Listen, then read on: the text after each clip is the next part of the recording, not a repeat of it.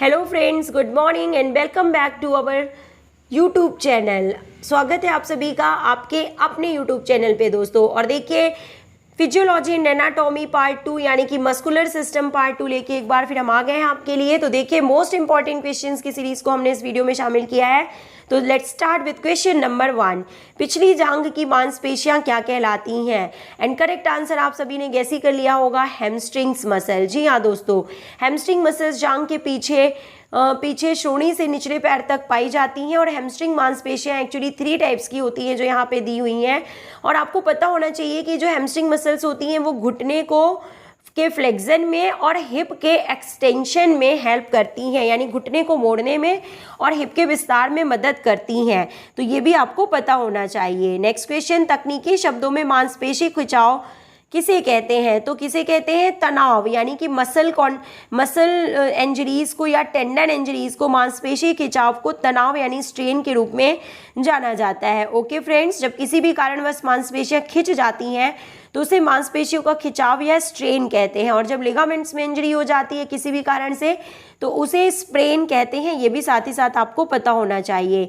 श्वेत मांसपेशी तंतु कौन कौन से प्रदर्शन हेतु बेहतर होते हैं? बहुत ही इंपॉर्टेंट क्वेश्चन है। देखिए कि जो व्हाइट मसल फाइबर्स होते हैं तो वो किस तरह के एथलीट्स में पाए जाते हैं और किस तरह के प्रदर्शन के लिए बेहतर होते हैं? तो आपने करेक्ट आंसर गैस ही कर लिया होगा कि तेज संकुचन, यानी कि जो तेज दौड़ वाले जो प्लेयर्स होते हैं, एथलीट्स होते हैं, या जो स्प्रिंट रेसेस वाले एथलीट्स होते हैं जिनमें काफ़ी कम समय के लिए ऑक्सीजन की ज़रूरत होती है, तो उनमें पाए जाते हैं मेनली जो है वाइट मसल फाइबर्स। और जो वाइट मसल फाइबर्स होते हैं वो मेनली तेज संकुचन यानी तेज दौड़ धावकों में पाए जाते हैं। और जो रेड मसल फाइबर्स होते हैं वो मैराथन रेस वाले धावकों में या जो है लॉन्ग डिस्टेंस रनर्स में पाए जाते हैं। नेक्स्ट क्वेश्चन, मानव शरीर के वजन का कितना प्रतिशत स्वैच्छिक मांसपेशियों का बना होता है?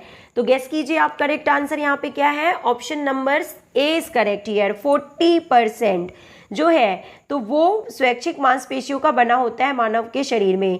राजस्थान में पहले ये क्वेश्चन पूछा जा चुका है। अस्थि मांसपेशी की संकुचनशील इकाई कौन सी है? और बात की जा रही है स्केलेटल मसल की।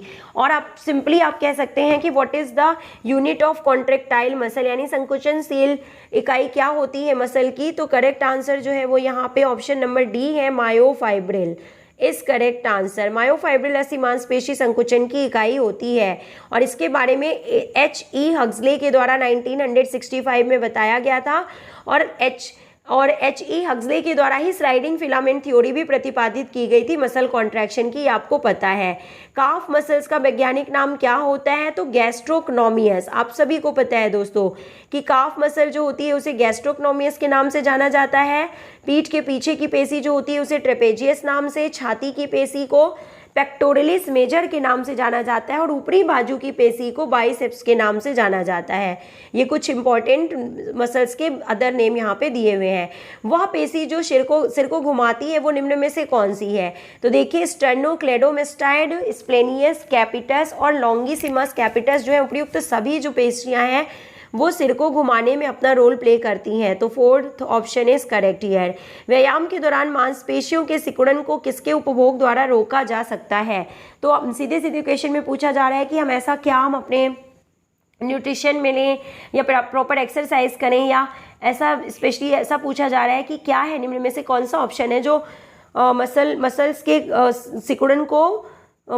सिकुड़न को कम करता है? ओके, किसके कारण जो है मसल्स का सिकुड़न जो है वो कम किया जा सकता है, या क्रैम्प या फिर लैक्टिक एसिड फॉर्मेशन, इन प्रॉब्लम से बचा जा सकता है, मसल्स की थकान से बचा जा सकता है? तो व्यायाम के दौरान देखिए पूछा जा रहा है कौन सा ऐसा फूड हमें लेना चाहिए? तो ऑप्शन नंबर जो है वो यहाँ पे डी करेक्ट है कि कम वसा युक्त कैल्शियम युक्त आहार हमें लेना चाहिए एक्सरसाइज के साथ साथ, और पोटेशियम युक्त भोजन लेना चाहिए, और बी कॉम्प्लेक्स विटामिन एवं जल ज़्यादा से ज़्यादा हमें लेना चाहिए, और एक्सरसाइज भी करनी चाहिए ताकि जो है मांसपेशियों की सिकुड़न के उपभोग के द्वारा बचा जा सकता है। काफ़ी हिंदी में दिया हुआ है क्वेश्चन। नेक्स्ट क्वेश्चन की ओर हम मूव करते हैं। ये इंपॉर्टेंट क्वेश्चन है, कई बार पूछा जा चुका है केंद्रीय विद्यालय के एग्जाम में दोस्तों। तो ये देखने में तो क्वेश्चन टफ लगता है और समझ भी नहीं आता है, लेकिन ये बहुत ही इंपॉर्टेंट क्वेश्चन है। हम आपको बता दें एग्जाम पॉइंट ऑफ व्यू से 1 या 2 क्वेश्चन आपको ऐसे जरूर मिलेंगे एग्जाम में जो नेट के पेपर से लिए जाते हैं। तो ऑप्शन नंबर आपको बता दें यहाँ पे B is correct here, option number B correct है। तो देखिए नीचे दिए गए कूट में से सही क्रम को आपको चुनना है। तो सही क्रम क्या है देखिए, तो सही क्रम जो होता है वो हम आपको बता देते हैं कि सबसे पहले आता है संचलन कार्यक्रम का निर्माण करना, फिर उसके बाद अपवाही प्रक्रिया, नंबर 3 पे संबंधित मांसपेशियों की क्रिया, नंबर 4 पे संचलन का क्रियान्वयन आरंभ होना और नंबर 5 पे अभिवाही प्रक्रिया है। बहुत ज़्यादा हिंदी में आंसर दिया हुआ है और बिल्कुल भी इसके स्टेप समझ में नहीं आ रहे हैं, फिर भी आप इसे पढ़ लीजिएगा और इंग्लिश में करने की कोशिश कीजिएगा। एक्चुअली जो मसल कॉन्ट्रैक्शन के जो स्टेप्स होते हैं कि कौन से आयंस रिलीज होते हैं पहले, फिर एक्टिन और मायोसिन फिलामेंट पे किसकी किससे बाइंडिंग होती है, रिसेप्टर्स कहाँ पे रिसीव किए जाते हैं, ये सब कुछ जो है ये सारे स्टेप्स यहाँ पे हिंदी में दिए हुए हैं। नेक्स्ट क्वेश्चन, उस मांसपेशी प्रोटीन को पहचानिए जो थिक फिलामेंट का हिस्सा नहीं है। तो देखिए आपको पहले ही हमने बताया था कि थिक फिलामेंट में जो है मायोसिन प्रोटीन पाया जाता है और थिन फिलामेंट में एक्टिन प्रोटीन, लेकिन आपको ऑप्शन के अकॉर्डिंग हमेशा आंसर देना होता है, ये कई बार हम आपसे कह चुके हैं। तो दिए गए ऑप्शन में से आप पहचानिए कि कौन सी प्रोटीन है जो थिक फिलामेंट का हिस्सा यहाँ पे नहीं है। तो ऑप्शन नंबर सी करेक्ट है कि ट्रोपोमायोसिन जो है वो थिक फिलामेंट की प्रोटीन के रूप में नहीं पाया जाता। इसके अलावा मायोसिन, सी प्रोटीन और एम प्रोटीन जो है ये सभी थिक फिलामेंट में पाए जाते हैं। नेक्स्ट क्वेश्चन, मानव शरीर में कुल कितनी मांसपेशियां होती हैं? तो 639 जो कि 3 प्रकार की होती हैं, ऐच्छिक यानी वॉलंटरी मसल्स जो हमारी इच्छा अनुसार चलती हैं, अनैच्छिक यानी जो हमारी इच्छा अनुसार नहीं चलती हैं, और हृदय यानी कि कार्डियक मसल्स। प्रोनेटर टेरेस मांसपेशियों का संबंध शरीर के किस अंग से है? Option number 1 is correct here, भुजा से इनका संबंध है।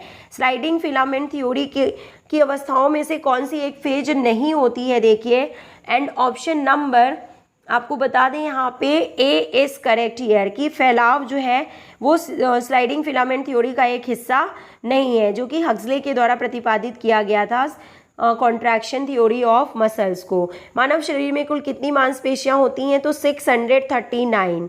नेक्स्ट क्वेश्चन, मानव शरीर में कुल कितनी पेशियां पाई जाती हैं? तो 600 से अधिक आपको बताना होगा ऑप्शंस के अकॉर्डिंग। नेक्स्ट निम्नलिखित में से कौन सी मांसपेशी कमर की सबसे चौड़ी मांसपेशी है?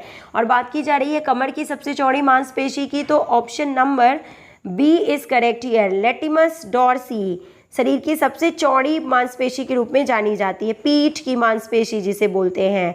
मानव शरीर में सर्वाधिक शक्तिशाली मांसपेशियां कहाँ पाई जाती हैं? Option number C is correct here, जबड़े में पाई जाती हैं। ऑप्शन नंबर जो सी है वो यहाँ पे करेक्ट है, जबड़े में पाई जाती है। मानव शरीर में मांसपेशियों के प्रकार कौन कौन से होते हैं? तो पहले ही हमने आपको बता दिया, वॉलेंट्री, इनवॉलेंट्री एवं कार्डियक 3 प्रकार की मसल्स पाई जाती हैं। नेक्स्ट क्वेश्चन, मांसपेशियों को सुडौल, सुदृढ़ एवं टोन रखने के लिए सबसे महत्वपूर्ण कारक कौन सा होता है? तो प्रयुक्त सभी यानी कि पर्याप्त व्यायाम, बैलेंस डाइट और विश्राम यानी कि रेस्ट, ये सभी जरूरी होते हैं मांसपेशियों को सुदृढ़ व सुडौल रखने के लिए। मांसपेशियों में ऐंठन का मुख्य कारण क्या होता है? तो पेशियों में खिंचाव जो होता है वो ऐंठन का मुख्य कारण होता है। Next question is asking that tailor's muscle का दूसरा नाम क्या है? तो सार्टोरियस, जिसे सबसे लंबी मसल के रूप में भी जाना जाता है। खेल कूद में शक्ति का प्रयोग पर कौन सा सिद्धांत लागू होता है? तो मांसपेशी का सिद्धांत लागू होता है जब भी शक्ति के प्रयोग की बात की जाती है। नेक्स्ट क्वेश्चन, खेल कूद की सभी गतिविधियों के लिए बुनियादी घटक कौन सा होता है? Option number C is correct here, that मांसपेशी क्षमता। Option number C is correct here. कूहनी की शक्ति को मोड़ने के लिए यानी फ्लेक्सन, तो बाइसेप्स की बात की जा रही है, एक्सटेंशन यानी कि ट्राइसेप्स की बात यहाँ पे की जा रही है। सभी को करेक्ट आंसर समझ में आ ही गया होगा।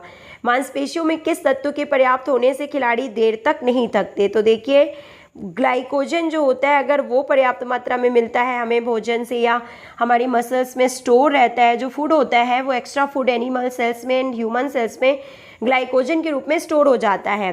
तो अगर पहले से स्टोर है या हम लगातार फूड में लेते हैं तो मांसपेशियों में जो है ग्लाइकोजन के रहने से खिलाड़ी देर तक नहीं थकते हैं, क्योंकि यही ग्लाइकोजन ग्लूकोज में कन्वर्ट होता रहता है और इंस्टेंट एनर्जी प्रोवाइड करता रहता है खिलाड़ियों को और थकान का अनुभव नहीं होता है। शरीर की सबसे मजबूत स्नायु कौन सी है? तो rectus femoris is correct answer.